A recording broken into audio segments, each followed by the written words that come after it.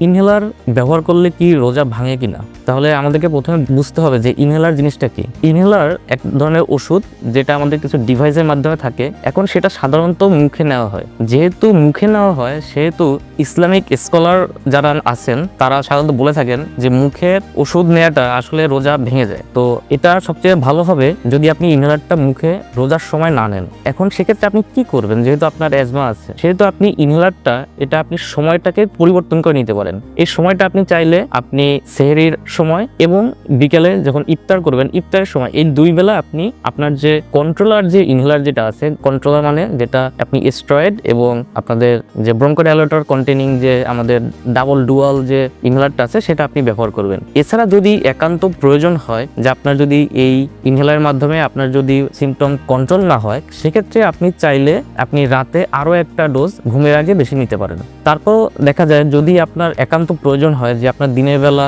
আপনার শ্বাসকষ্ট বেড়ে গেল অথবা খুব সিভিয়ার একটা অ্যাটাক হয়ে গেল, অ্যাজমা অ্যাটাক বেড়ে গেল, যেটা করতে হবে ইমিডিয়েটলি আপনাকে মেডিকেশনটা নিয়ে নিতে হবে। যদি রোজা আপনি ভেঙেই ফেলতে হয় আপনার একান্ত, আপনার ইসলামের দৃষ্টিকোণ থেকে আপনি এই রোজাটা পরবর্তী একটা সময় রাখতে পারেন অথবা এর জন্য যে ধর্মীয় যে অনুশাসন যেটা আছে সেটা আপনি চাইলে মেনে নিতে পারেন।